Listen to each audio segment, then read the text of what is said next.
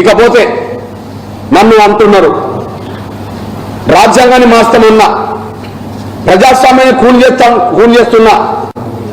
రాజ్యాంగాన్ని మాస్తామన్నా ప్రజాస్వామ్యాన్ని కూని చేస్తున్నా బీజేపీకి మీరు ఎట్లా సపోర్ట్ చేస్తారు అది రిజర్వేషన్ వ్యతిరేక పార్టీ అని చెప్పి ఈయనేదో నీతులు వల్లిస్తున్నాడు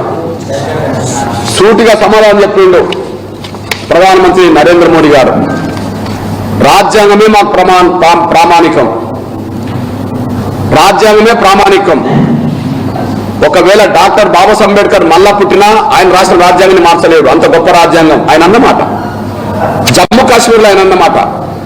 మాకు భగవద్గీత అయినా బైబిల్ అయినా ఖురాన్ అయినా ఏదైనా రాజ్యాంగమే అని చెప్పేశాడు మాకు భగవద్గీత అయినా ఖురాన్ అయినా బైబిల్ అయినా ఏదైనా మాకు రాజ్యాంగమే అని చెప్పేశాడు నేనంటున్నా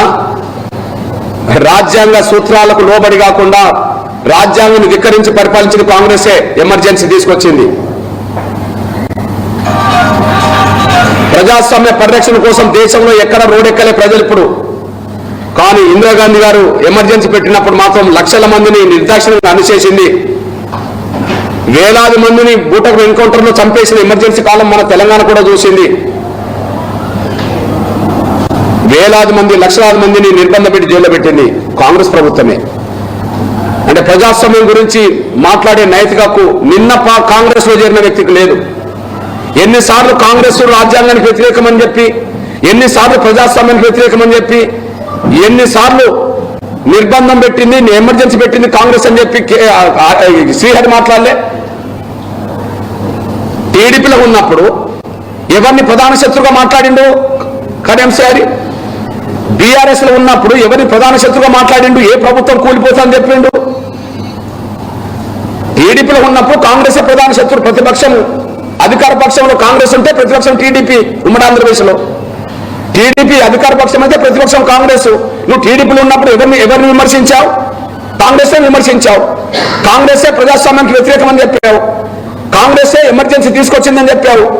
ఆ మాటలు మర్చిపోతావా రుజువు ఉన్నాయి కదా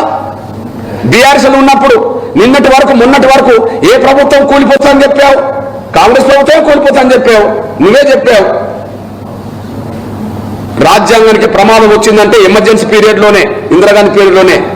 ఈ 10 ఏళ్లలో ఏ రాజ్యాంగానికి ప్రమాదం రాలే ప్రజాస్వామ్యానికి ప్రమాదం వచ్చిందంటే ఇందిరాగాంధీ తీసుకొచ్చిన ఎమర్జెన్సీ వల్లనే ప్రజాస్వామ్యానికి ప్రమాదం తీసుకొచ్చింది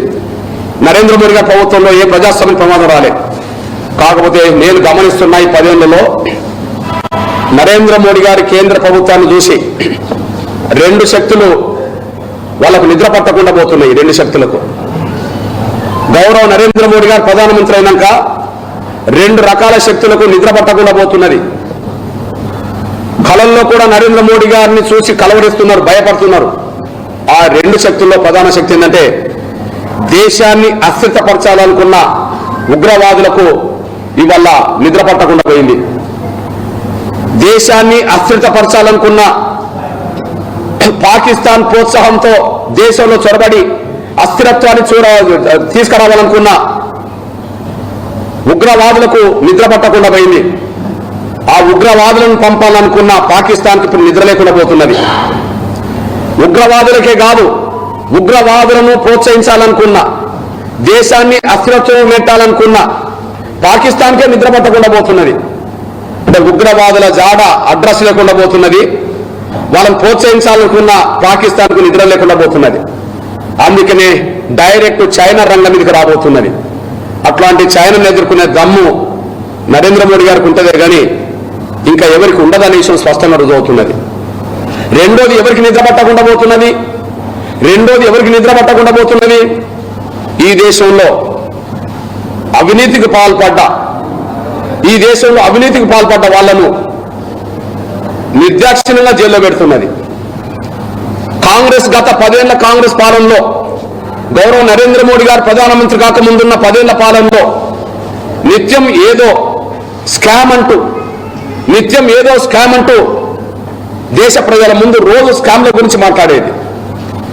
దేశ ప్రజలు ప్రతిరోజు ఒక స్కామ్ గురించి చర్చించేది కానీ వాళ్ళ అవినీతి పరులను వాళ్ళు ఎమ్మెల్యేలా, ఎంపీలా, మంత్రులా, ముఖ్యమంత్రులను చూడకుండా ఖచ్చితంగా జైల్లో పెడుతున్నది గౌరవ నరేంద్ర మోడీ గారి ప్రభుత్వమే. అంటే ఇక్కడ నిద్ర పట్టకుండా పోతున్న ఎవరికి? దేశాన్ని అస్థిరత్వంలో తీసుకెళ్లాలనుకున్న వాళ్ళకు నిద్ర పట్టకుండా పోతున్నది. వాళ్ళు ఉగ్రవాదులు, ఉగ్రవాదం ప్రోత్సహించే పాకిస్తాన్. ఉగ్రవాదులకు ఇప్పుడు అడ్డా లేకుండా పోయింది, పాకిస్తాన్కు దిక్కు లేకుండా పోయింది. అవినీతి పరులు ఎంతటోళ్ళైనా బయట ఉండే పరిస్థితి లేదు, వాళ్ళు జైలుకి వెళ్లే పరిస్థితి వచ్చింది. నిజంగా చెప్పాలంటే ఇప్పుడు ఏ పార్టీలో ఉన్నా, ఇవాళ ఏ పార్టీలో ఉన్నా, ఏ ప్రభుత్వంలో ఉన్నా అవినీతికి పాల్పడితే ఏదో రకమైన కఠిన చర్యలు గౌరవ నరేంద్ర మోడీ గారి ప్రభుత్వాలు ఉంటాయని చెప్పి వాళ్ళు ఇవాళ ఒళ్ళు దగ్గర పెట్టుకొని జాగ్రత్తగా వాళ్ళు ముందుకెళ్తున్నారు. ఇది మనం చూస్తున్నాం ఇప్పుడు. కాబట్టి మనకు అర్థమవుతున్నది, ప్రజాస్వామ్యానికి ప్రమాదం రాలే ఈ 10 ఏళ్లలో, కానీ అవినీతి పరులకు మాత్రం భయం పడుతుంది. రాజ్యాంగానికి ప్రమాదం రాలే, కానీ దేశాన్ని అస్థిరత్వం తీసుకెళ్లాలనుకున్న వాళ్ళకి నిద్ర పట్టకుండా పోతున్నది. అందువల్ల మళ్ళీ నరేంద్ర మోడీ గారు మూడోసారి వస్తేనే, మళ్ళీ నరేంద్ర మోడీ గారు మూడోసారి ప్రధానమంత్రి అవుతేనే దేశ భద్రత, దేశ గౌరవం, దేశ భద్రత, దేశ గౌరవం, దేశ అభివృద్ధి మరింత ముందుకు సాగుతుంది. ఇప్పుడు మనకు పాకిస్తాన్తో ప్రత్యక్ష యుద్ధం జరిగే పరిస్థితి కంటే చైనా రంగం మీదకి వచ్చే పరిస్థితి ఉన్న ఈ సమయంలో, ప్రచారం చేస్తున్న సమయంలో ఆ చైనాను ధీటుగా ఎదుర్కోవాలంటే 28 పార్టీల అంతర్గత కొట్లాడుకునే పార్టీల అధికారం వస్తే ఈ దేశాన్ని కాపాడుకోలేరు. కానీ నరేంద్ర మోడీ గారు మరోసారి వస్తేనే ఈ దేశాన్ని కాపాడుకోగలుగుతాడు, దేశ గౌరవాన్ని పెంచగలుగుతాడు అనే విషయం మేము స్పష్టం చేస్తున్నాం. ఇకపోతే